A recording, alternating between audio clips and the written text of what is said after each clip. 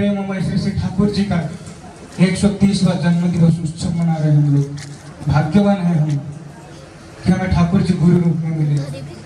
कितने लोग होते हैं जिनको सदगुरु मिलते हैं, पुरुषोत्तम मिलते हैं, हम उनमें से हैं। गर्व कर सकते हैं, गलतियां करते हैं लेकिन गर्व कर सकते हैं हमें पुरुषोत्तम मिले हैं। ऐसे पुरुषोत्तम जो बोलते हैं कि मेरा जो मिशन है वो इंसान को बचाना है।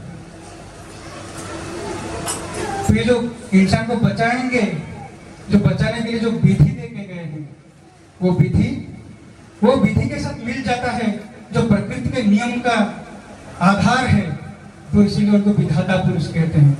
विधाता गुरु रूप में हमें मिले हैं, और जब विधाता मिल जाते हैं तब किसी और के पास जाने की जरूरत नहीं है।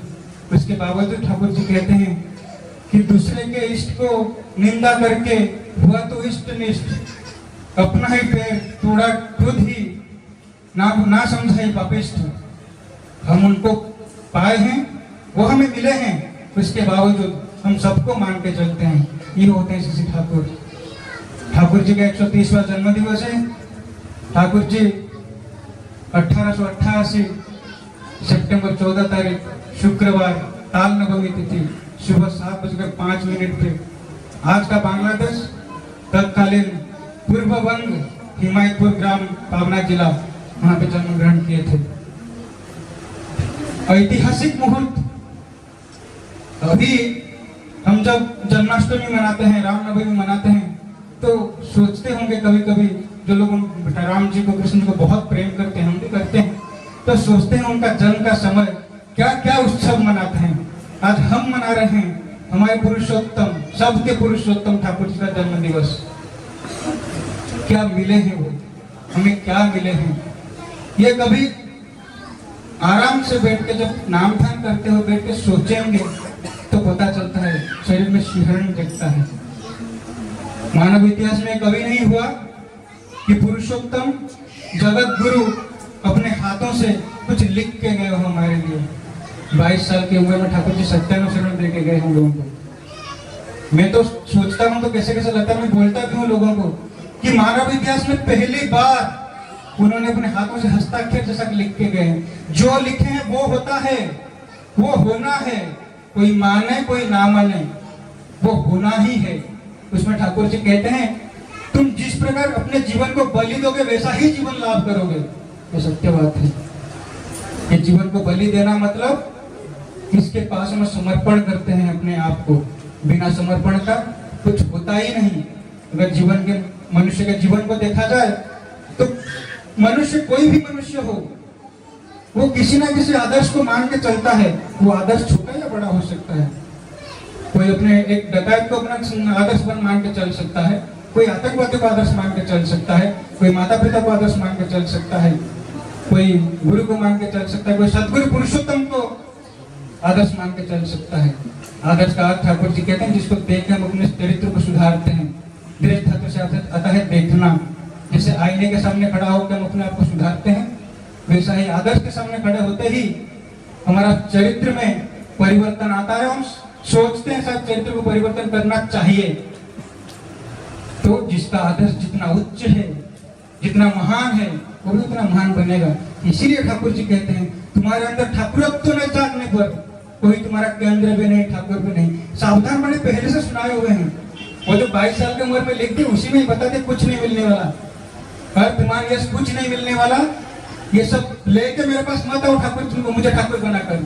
जो लेके मुझे ठाकुर बोलते हो ना, वो अगर तुम्हारे चरित्र में नहीं आया, अगर वो ठाकुरत्व तो तुम्हारे अंदर जागृत नहीं हुआ, तो फिर मुझे ढक दोगे, तुम अपने आप को भी ढक दोगे।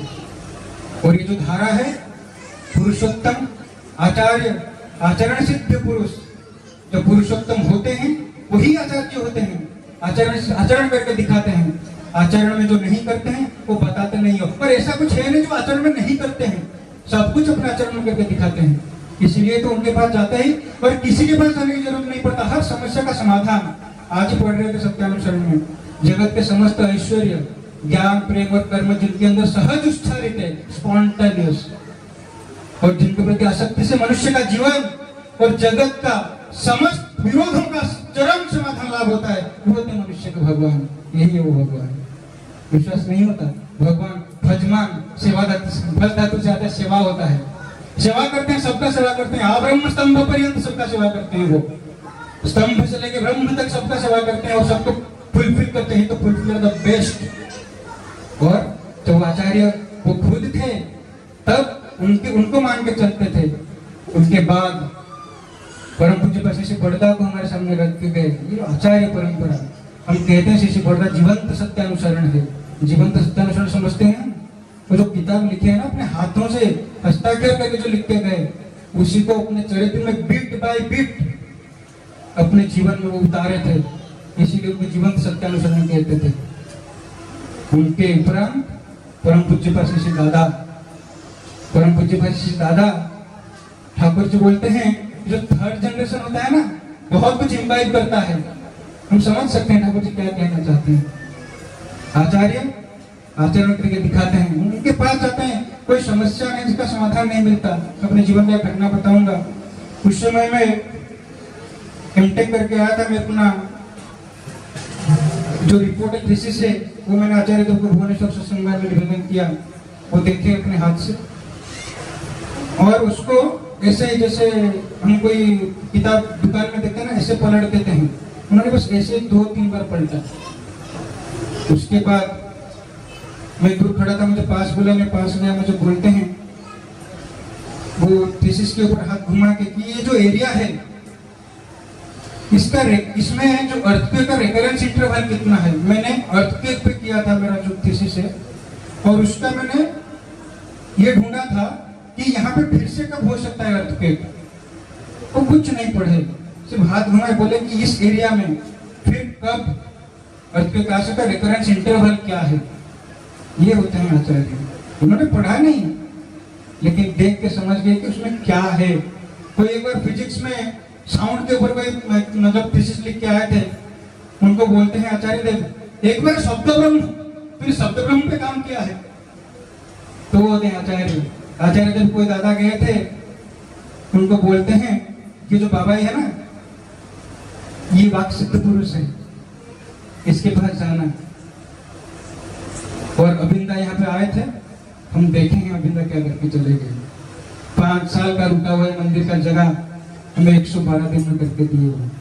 आज हम बहुत खुश हैं, बहुत उत्साहित हैं कि उनका मंदिर यहाँ पे बनेगा, उनका स्वप्न का मंदिर बनेगा। आचार्य देव बाबा जब भी पुणे मंदिर के बारे में बात करते हैं तो बहुत उत्साहित होकर बात करते हैं। बहुत भाग्यवान है, हमें ये मंदिर का काम में अभी योगदान देने का सुयोग मिलेगा। तो मिले हैं पुरुषोत्तम, मिले हैं सदगुरु। अभी सिर्फ हमें करते जाना है। करेंगे, फिर होंगे, फिर पाएंगे, तो कृपा लाभ अपने आप होगा। भाग्यवान, बहुत भाग्यवान है हम। कभी सोचिए, कभी शांति में बैठ के सोचिए, कभी एकांत में बैठ के सोचिए, कौन मिले हैं हमें।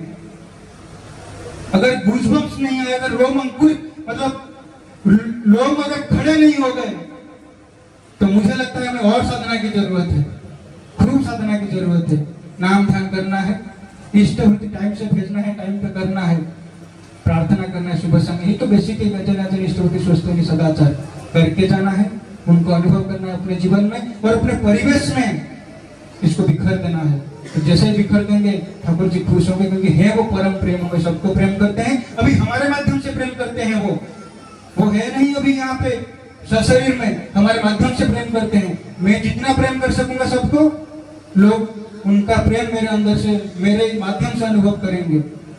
तो यही है उनका बात, यही है उनका आदर्श, जो मैं अपने समझ के हिसाब से बता पाया। आचार्य हैं, आचार्य देव हैं, बाबाईदा हैं, अभिंदा हैं, आचार्य पुरुष हैं।